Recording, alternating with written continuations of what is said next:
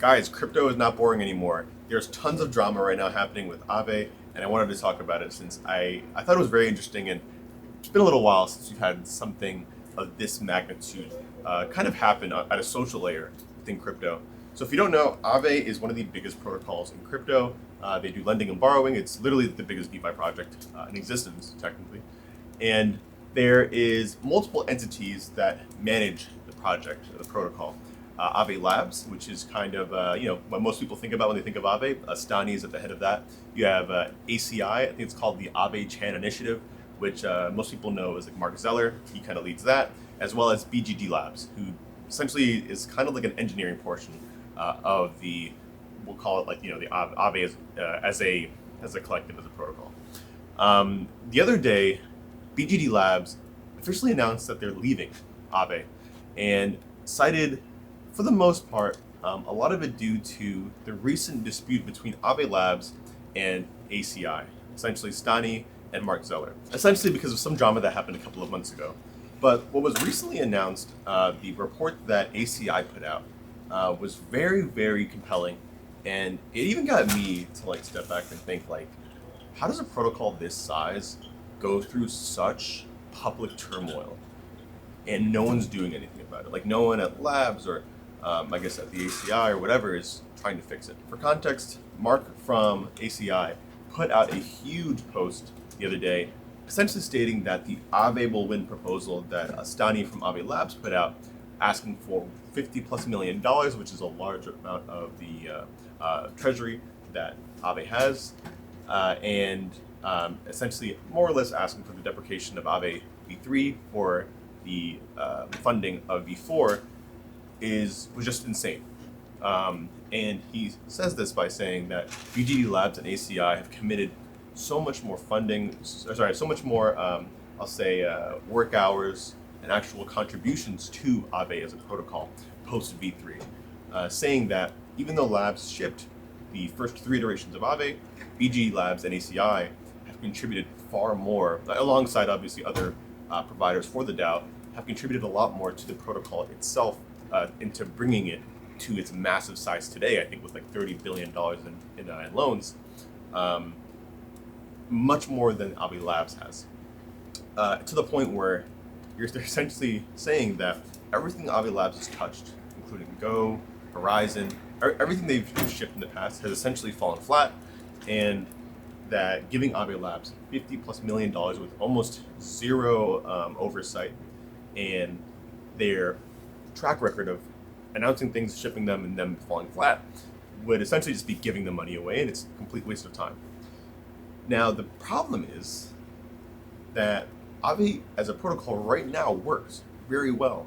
Like I said, it's one of the biggest in crypto. I think it is the biggest in crypto, actually. And for better or for worse, some people are saying that it's good that they're hashing out these issues in public so that they can come to an agreement. This is the kind of thing where it feels like it's a lot more ego than it is anything else.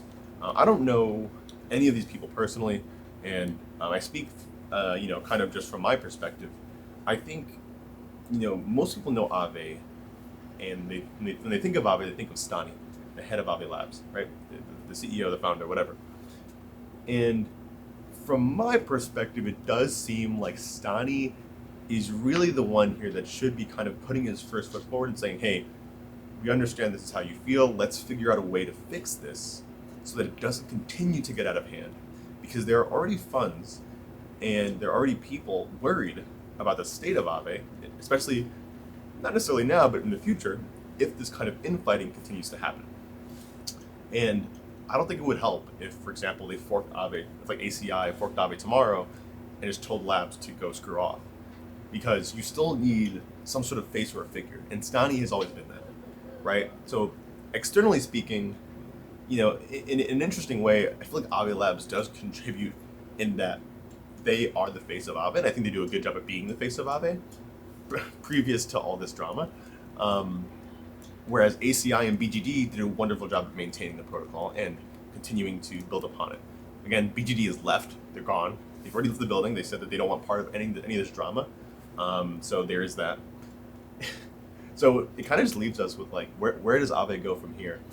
And I wanted to bring this up because I just found it so extremely interesting that like we're at a point where crypto is really hitting mass adoption, especially with RWAs, and Aave is facing real competition. I think even Mark from ACI mentioned that pretty much Morpho and a lot of these other lending and borrowing protocols have taken more market share and have appreciated more so than Aave has because of the lack of being able to ship, close deals, etc. that they feel like Labs hasn't been able to do. So I'm not saying Labs is to blame here. This is kind of all what Mark from ACI has said.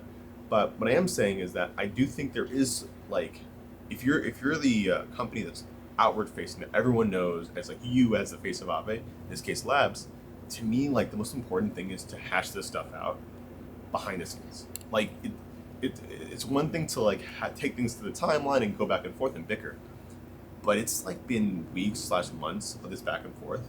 And just last week or maybe just a couple of days ago, when Mark put this big post out, I mean, literally takes like an hour to listen to it via audio.